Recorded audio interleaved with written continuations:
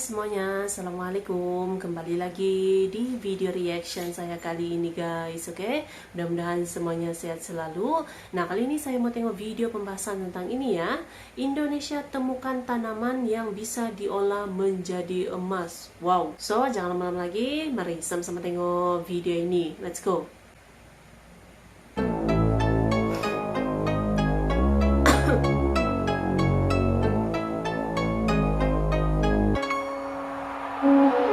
Indonesia temukan tanaman yang bisa diolah menjadi emas. Semua orang bisa kaya raya.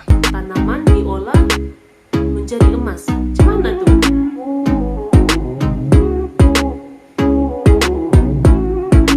Keragaman hayati Indonesia menjadi salah satu keunggulan komparatif yang tidak dimiliki oleh banyak negara di dunia. Jika serius dikembangkan dan dibudidayakan, bukan tidak mungkin akan menjadi salah satu sumber devisa negara dan mensejahterakan masyarakat seluruhnya. Salah satu sumber daya hayati tersebut adalah jenis tanaman yang dapat menghasilkan emas dan menyerap berbagai logam berat yang terkandung di dalam tanah. Prosesnya melalui rantai makanan secara biologis. Jadi, tanaman ini bukan dijual dan hasilnya dibelikan emas ya, bukan. Namun memang tanaman ini benar-benar menghasilkan emas. Bahkan konon katanya tanaman ini tersebar luas di seluruh Indonesia dan populasinya adalah yang terbesar di dunia. Wah, ini semua orang bisa kaya raya mendadak nih. Jadi, semboyan yang mengatakan tanah kita tanah surga memang benar adanya guys. Hal tersebut diungkapkan oleh Profesor Hamim, pakar biologi tumbuhan Institut Pertanian Bogor atau IPB, pada gelaran orasi ilmiah Guru Besar Tetap IPB beberapa waktu yang lalu. Menurutnya, logam mulia dapat diekstraksi dari tan penyerap logam berat. Hamim menjelaskan, logam berat merupakan komponen yang tidak mudah terdegradasi. Ia mampu bertahan di dalam tanah hingga mencapai ratusan tahun. Namun, ada beberapa jenis tumbuhan yang mampu menyerap logam berat dalam jumlah besar di jaringannya. Berkat kemampuan tersebut, tumbuhan ini dapat digunakan sebagai bahan pembersih lingkungan yang dikenal dengan sebutan fitoremediasi. Beberapa jenis tumbuhan dapat menyerap logam berat dalam jumlah besar di jaringannya yang disebut dengan tumbuhan hiperakumulator. Begitu ujar Guru Besar Tetap Fakultas Matematika dan Ilmu Pengetahuan Alam atau FMIPA IPB University ini. Selain dapat digunakan dalam fitoremediasi, tanaman ini juga dapat digunakan untuk menambang logam-logam yang memiliki nilai ekonomi tinggi seperti nikel, perak, emas, platina, dan talium atau kegiatan yang dikenal dengan phytomining. Profesor Hamim menjelaskan tanaman hiperakumulator biasanya ditemukan di daerah dengan kandungan logam tinggi seperti tanah serpentin dan ultrabasa. Indonesia merupakan salah satu negara dengan daratan ultrabasa terbesar di dunia, meliputi wilayah Kalimantan, Sulawesi, Maluku hingga Papua. Hanya saja, ia menilai potensi tumbuhan hiperakumulator di sana belum tergarap optimal. Perlu adanya perhatian dari berbagai pihak agar potensi tersebut dapat digali dan dimanfaatkan untuk fitoremediasi dan phytomining. Sebagai contoh, hasil eksplorasi tumbuhan di sekitar Tailing Dam atau lokasi limbah sisa pemisahan biji logam mulia dengan material non-ekonomis, tambang emas PT Antam UBPE Pongkor, hampir semua jenis tumbuhan di sana mampu mengakumulasi emas meski dalam kadar rendah. Kelompok bayam-bayaman atau amaranthus yang tumbuh di sekitar Tailing memiliki kemampuan akumulasi emas tertinggi, tetapi karena biomasanya rendah, potensi phytominingnya juga rendah. Tanaman lembang atau Taipa angustifolia juga cukup tinggi mengakumulasi logam emas. Taifal dapat menghasilkan 5 hingga 7 gram emas per hektar. Hal ini tentu memerlukan pendalaman lebih lanjut. Sementara itu, dalam eksperimennya, penggunaan dark septate endophyte dan jamur mycorrhiza terbukti membantu tanaman beradaptasi dengan lingkungan tercemar logam berat. Jamur ini dapat membantu program fitoremediasi. Penggunaan amonium tiosianat sebagai ligan pelarut emas juga dapat meningkatkan serapan emas oleh tanaman dan meningkatkan biomasa tanaman. Ini merupakan potensi yang baik untuk program phytomining di Tailing tambang emas. Lalu, apa itu phytomining? Phytomining sebenarnya bukan merupakan hal baru. Periset dunia sebenarnya telah lama mengetahui bahwa ada ratusan jenis biota yang berfungsi sebagai hiperakumulator. Bapak peleburan mineral modern, Georgius Agricola, melihat potensi ini 500 tahun yang lalu. Dia melebur tanaman di waktu luangnya pada abad ke-16. Rufus Cheney, seorang ahli agronomi di Departemen Pertanian Amerika Serikat selama 47 tahun, menemukan kata phytomining pada tahun 1983 dan memulai percobaan pertama di Amerika pada tahun 1996. Namanya diabadikan di salah satu tanaman penghisap nikel digunakan sebagai salah satu kawasan di Malaysia.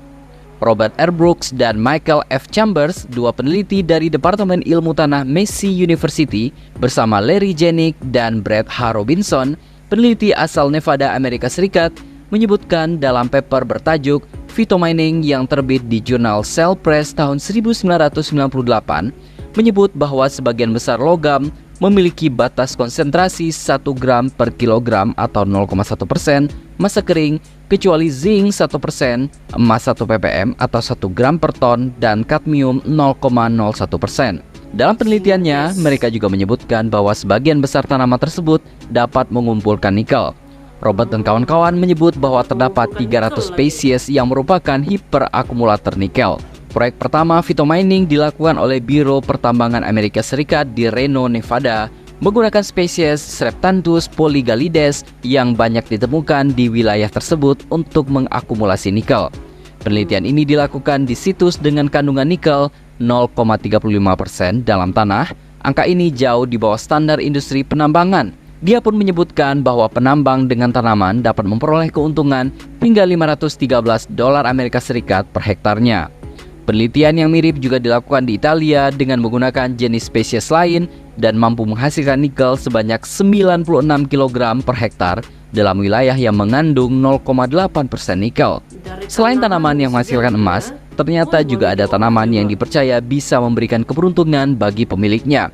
Artinya, ultimate goal dari memiliki tanaman ini sama baiknya dengan memiliki tanaman hiperakumulator di atas, yaitu untuk mensejahterakan ekonomi pemiliknya. Dia adalah jenis tanaman hias. Selain dijadikan hiasan, tanaman hias juga bisa menjadi simbol keberuntungan. Menurut ilmu Feng Shui, ada beberapa jenis tanaman hias yang dikatakan bisa membawa kemakmuran, keberuntungan, dan juga cinta. 1. Tanaman uang. Tanaman uang atau Crassula ovata merupakan tanaman yang bisa membawa kemakmuran dan keberuntungan, Bunda. Tanaman ini memiliki daun berbentuk koin yang diartikan sebagai kekayaan. Tanaman uang memiliki batang seperti pohon, bercabang lurus, dan daunnya yang tebal. Daun hijau memiliki tepi merah yang kuning dengan panjang antara 3 hingga 9 cm, serta lebar hingga 4 cm. 2. Tanaman karet. Kalau Anda ingin tanaman hias yang bisa menjernihkan udara dan menciptakan keseimbangan pada lingkungan, maka tanaman hias karet adalah pilihan terbaik. Feng Shui mengungkapkan bahwa pemilik tanaman ilmiah Ficus elastica ini melambangkan kekayaan, kemakmuran, serta keberuntungan. Tanaman hias karet memiliki daun lonjong tebal besar yang memiliki berbagai warna. Beberapa genus lainnya bahkan memiliki daun hijau, kuning, putih, atau krem yang mengkilat. 3. Bambu hoki.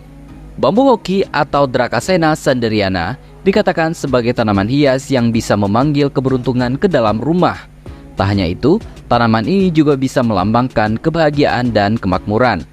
Meskipun terlihat seperti bambu, nyatanya tanaman yang satu ini sama sekali bukan berasal dari keluarga bambu.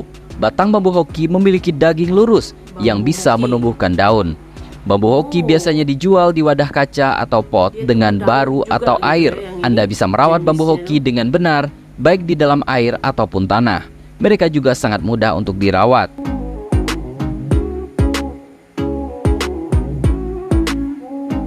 4. Peace lily. Tanaman hias peace lily merupakan tanaman yang cocok diletakkan di setiap ruangan untuk bantu membersihkan udara dan menyeimbangkan harmoni. Feng Shui mengatakan bahwa bunga lili juga bisa membawa kedamaian dan keberuntungan. Daun hijau besar yang elegan dan bunga putih bisa bantu menciptakan suasana yang menyenangkan di setiap ruangan. Beberapa orang juga menggambarkan bunga lili sebagai simbol perdamaian. Bunga lili adalah genus tanaman berdaun yang berbunga dari keluarga Aracea. Jadi, mereka bukanlah tanaman lili asli. Anda bisa meletakkan peace lily di meja kantor juga. Oke guys, jadilah dia video pembahasannya ini. Jadi itulah dia ya, Indonesia memang sebuah negara yang dikurniakan dengan kekayaan alam, tanah yang sangat subur gitu ya, boleh diolah menjadi apa saja gitu. Luar biasa sekali ini, oke? So, terima kasih banyak sebab kamu sudah menonton video ini. Jangan lupa macam biasa untuk support channel saya dengan subscribe, like video ini, dan jangan lupa untuk komen juga, oke? Terima kasih banyak dan kita jumpa lagi di video seterusnya. Assalamualaikum.